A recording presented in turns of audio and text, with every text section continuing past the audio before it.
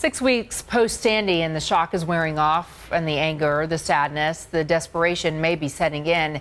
And now gearing up for the holiday just adds another layer of stress. So how can victims of the superstorm cope with all of it?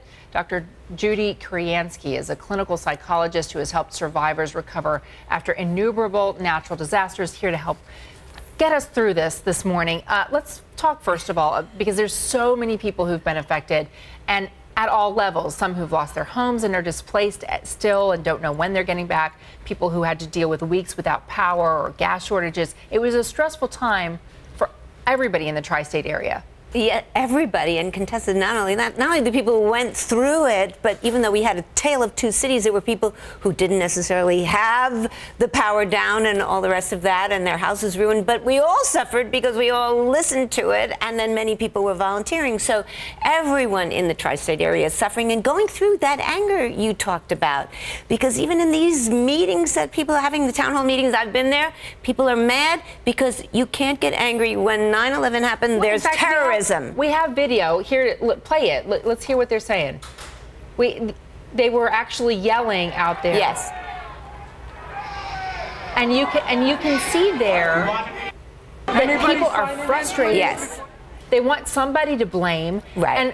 And you just brought up 9/11. In this case, would it help if we could blame Mother Nature? Who are you going to blame in a case like this? Well, that's the thing. You can't blame Mother Nature.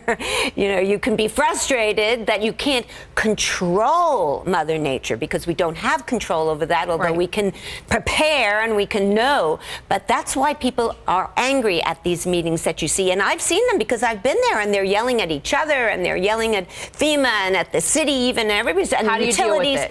I think you have to really realize that you're coming together as a community, because those town hall meetings are for people to share resources and to know that you're all in this together. And I think as a psychologist, you get your anger out in your own way by, you know, yelling in your pillows and things like that, doing active activities and getting that anger outside so you can then focus and do something constructive and you have to be able to help. Because, you know, you go in, there's more damage than you realize. You have no idea when you're going to get back home. How long are your friends going to be there to let you live on their sofas and things like that?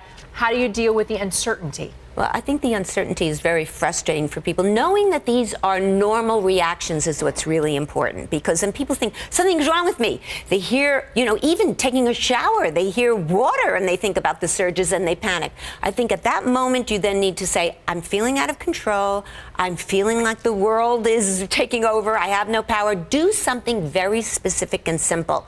Like if people have children, just even helping calm down a child, even petting a dog. We know that from a lot of other disasters. You know, asking somebody to hold you and hug you and give you a massage. These things reduce your panic and the depression that can come after that anger. Self-care is very important. Doing something that just relaxes you. Having a friend come and take you to the movies. Having us just preparing a simple meal. Simple activities help in the midst of very big traumas like this. The problem is, right after the storm hits, you get overwhelmed with offers to help. Everybody says, I want to help you. And now that we're 2 months in, now is when it occurs to you, oh, you know what I really need, or you know what would really help? And now is the time when you're ready to accept the help. How do you ask for the help that was offered 2 months ago? I've noticed that, and I noticed that from a lot of people dealing with Sandy here, that they're very embarrassed, you know, to ask for help. I think you just have to take a deep breath and just say, I need you to do this small thing for me, or anything, and just get over that fear, embarrassment, and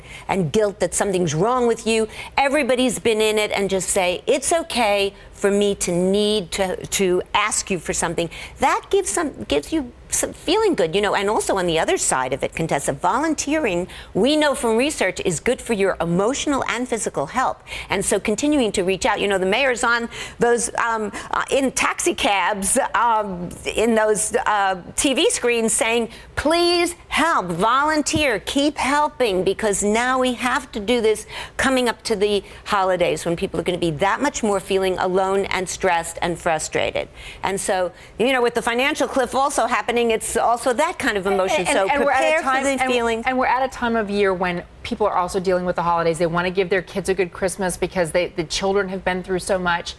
There also might be for families who have not lost their homes a sense of guilt over going into the holidays and focusing on presents and food and all of this when so many people have lost so much. There's a lot to deal with the holidays on top of it, too. Absolutely, and this is why this is a teachable moment.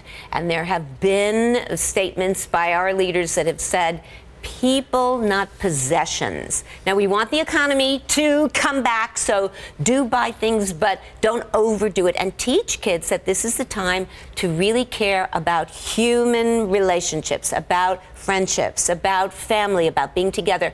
So plan things where you and the kids can go out and help neighbors and say, this will make us feel like a family and we're doing things for others, and it's a great teachable moment for kids.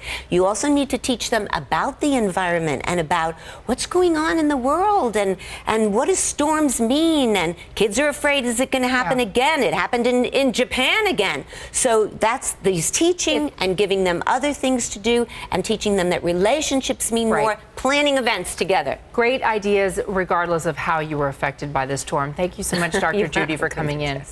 All right, Gus, back over to you. All right, contested doctor, thank you. Coming up at 7:30 on Today in New York.